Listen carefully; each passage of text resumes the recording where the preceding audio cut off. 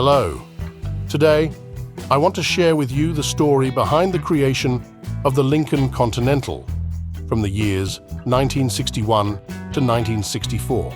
This stunning piece of automotive art was created in the same historical period as the first-generation Buick Riviera, which, by the way, has 4 dedicated episodes on my channel. You can find the link to them in the top right corner. However, the Lincoln was developed and built by Ford Motor Company. It was a golden era in the American automotive industry. However, this beautiful and awe-inspiring car continues to captivate the minds of luxury car enthusiasts around the world. If you think back a bit, you'll easily recall scenes from the first Matrix movie, where Morpheus and his team of world saviors were riding around in this very vehicle. Unfortunately, the fame of this model is also tied to much more tragic events, as it was in this car that President Kennedy was assassinated. But let's take it step by step. I am thrilled to welcome you to the Old But Gold channel. If you enjoy my format, please support me as a budding creator by subscribing to the channel and giving a like. It really helps me out, as creating content solo takes an immense amount of time, and I hope you enjoy my format. In return, I will continue to bring you interesting new episodes. Thank you so much for your support. In the late 1950s, the Ford Motor Company faced significant financial setbacks, losing $300 million due to the failure of the Edsel project, and another $60 million from the luxury Continental models of 1958 to 1960.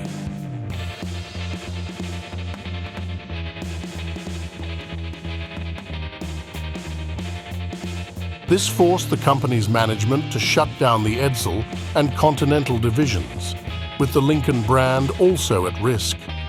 To save Lincoln, drastic measures were necessary: a complete redesign and a thorough review of the model lineup. However, a special commission's research revealed that Lincoln's struggles were largely due to the lack of design consistency between its previous generations.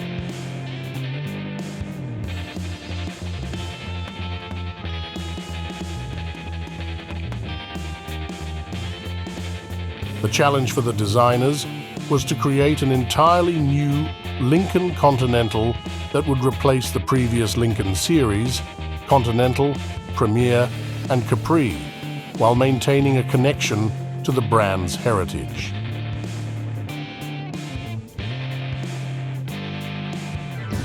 Between 1958 and 1961, Ford designers were simultaneously working on 2 projects: the 3rd generation of the Ford Thunderbird and the 4th generation of the Lincoln Continental.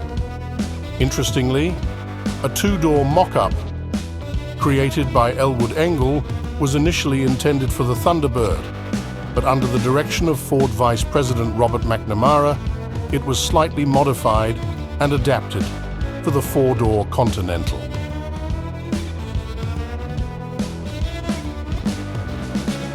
This explains the noticeable design similarities between the 2 cars of different brands and classes. Both the Thunderbird and the Continental featured a checkered grille integrated with the front bumper, a prominent chrome divider, and dual round headlights in oval housings. Partly, Engel borrowed this solution from German Ford stylists who had released their Taunus 17M in 1960. However, while the Thunderbird had cigar-shaped sides with round tail lights reminiscent of a rocket, the Continental featured flat, straight sides from end to end, with only a slight beltline crease before the rear fenders. The remnants of the rocket era, such as tail fins and wraparound windshields, were completely absent.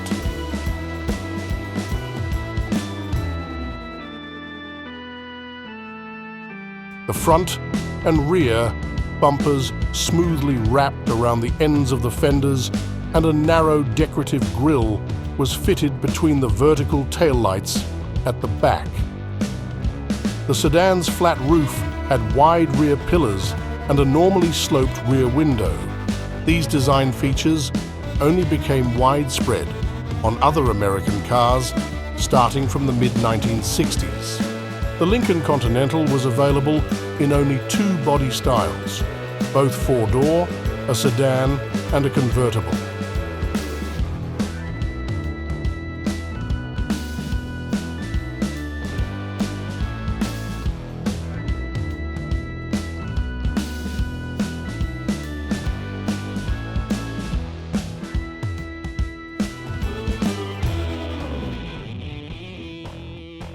It's noteworthy that the last four-door convertible in the United States, the Fraser Manhattan, was discontinued back in 1951. Moreover, the Continental featured suicide rear doors, a design the company had also abandoned in 1951. This was not a stylistic choice, but a necessity. With a wheelbase length of 123 inches, 3,124 millimeters, rear passengers would have struggled to exit comfortably through conventional doors.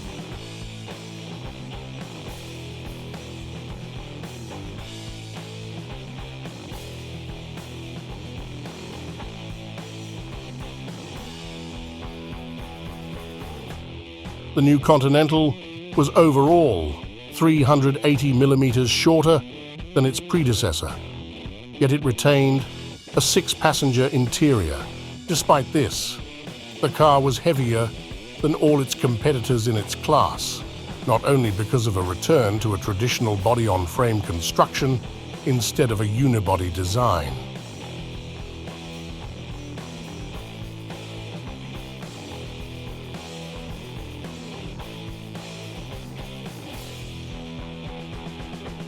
In the next episode, we'll dive deeper into the unique construction features of this magnificent automobile, exploring its equipment, cool innovations, and technical specifications. So make sure to subscribe and hit that like button. For you, it's just a couple of clicks.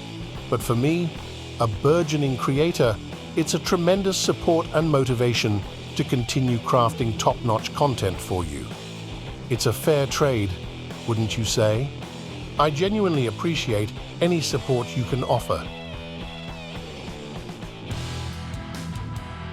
And don't forget, my channel already has a wealth of content waiting for you.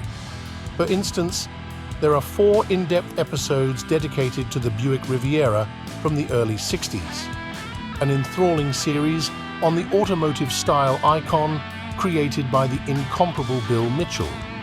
You can find the link in the top right corner. If you love classic luxury cars, you'll absolutely enjoy it.